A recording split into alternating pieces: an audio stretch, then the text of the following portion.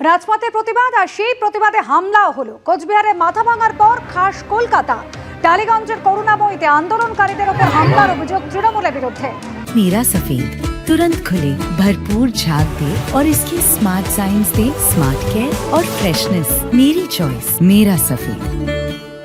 প্রকাশ্য রাস্তায় এক পক্ষকে বেধড়ক মারধর করলো আরেক পক্ষ। এলো পাথারি, লাঠি, ঘুষে চলল।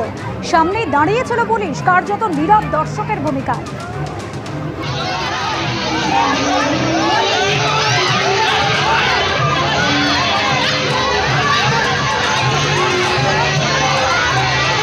আজকে ওরা পুরো রেডি হয়ে কাউন্সিলরের পারমিশন নিয়ে দেখে ওরা সাডেনলি হুট করে দেখছি মারতে শুরু করেছে মহিলারা।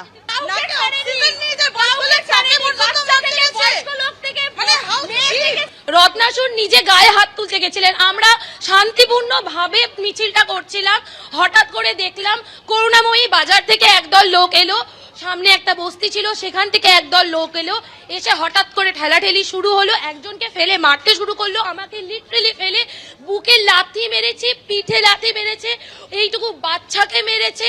রত্নাসুর নিজে আমাদের গায়ে হাত তুলতে গেছে। ওরা আমাদেরকে এমন ভাবে অ্যাটাক করেছে, আমার চুলের মুঠি ধরে পুরো টানছে, পেটের মধ্যে লাথি মেরেছে। আমার চশমা ছিল, চশমা ভেঙে পুরো এইভাবে ভেঙেছে। প্রথমে 20-25 জন মিলে মারধর শুরু করে, তারপরে করুণাময়ী বাজার থেকে প্রায় 100 জনের জমায়েত।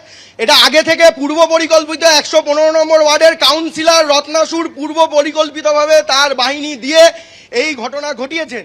কেননা না হলে 100-150 জন লোক রাত্রি 11টার সময় করুণাময়ী বাজারের ভেতরে জমায়েত করে থাকতে পারেন না। হঠাৎ ওরা এসছে, আমরা তো জানি না যে ওরা রাস্তা পাশে এসব করবে। আরে গিয়ে আমি যে বলছি যে তোমরা একটু পাশে যাও, মারামারি হচ্ছে তো এরকম, ওদেরই মেয়েদের বলেছি। আমাকে উল্টো আঙুল তুলে এসব কি ঠিক হচ্ছে ছোট টাকার দল আমাকে এরকম। তখন আমাদের মেয়েরা ওই মেয়েদের বলছে, কি বলছেন, কাকে বলছেন? ওদের একটাই বলেছিল রাস্তাটা বন্ধ করবেন না, ঠাকুর ঢুকবে আর আমাদের হোর্ডিং গুলি ঢুকবে। এইখানে আমাদের 10-12 জন ছিল। দেখতে দেখতে কোথা থেকে কে এসে গেছে আমি জানিও না। রাজপথে চলছিল প্রতিবাদ, তখনই সেই প্রতিবাদ মিছিলে যেভাবে হামলার ঘটনা ঘটলো, মারধরের ঘটনা ঘটলো। শিল্পী সমীরাজ কি বলছেন শোনাবো। ভুরি ভুরি অন্যায়, তার সাথে এই ধরনের আচরণ এরা শাসক দল নিজ দায়িত্বেই করছেন, তার দায়টা শাসকদেরই নিতে হবে। আমরা কখনোই বলবো না সাধারণ মানুষ আইন হাতে তুলে নিক, কিন্তু যেটা চলছে তার পরবর্তী পদক্ষেপগুলোর জন্য যেন শাসক দল তৈরি থাকেন।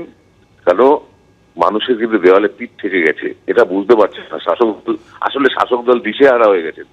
তারা ডাক্তারদের, আমাদের জুনিয়র ডাক্তার ভাইদের আন্দোলনটাকে এতটাই ভয় পেয়েছেন এবং সাধারণ মানুষ যেভাবে রাস্তায় বেরিয়েছেন তাতে এতটাই শঙ্কিত, বিভিন্ন রকম ভাবে প্রথম কথা মুখে বিভিন্ন রকম আশ্বাস যেটা ওনারা কোনোদিনই রাখেন না। এই যে ঘটনাগুলো ঘটছে তার যে রিফ্লেকশন হবে সেই দায়িত্বটা কিন্তু শাসক দলকে নিতে হবে। আমার ধারণা এই মিছিলগুলো আরো বেশি হবে। এটা কি শাসক দল বুঝতে পারছেন না আমি জানি না। এটা কোনো সাধারণ মানুষ ছাড়বেন আর কত ছাড়বেন, এটা হতে পারে না। এটা বন্ধ হোক।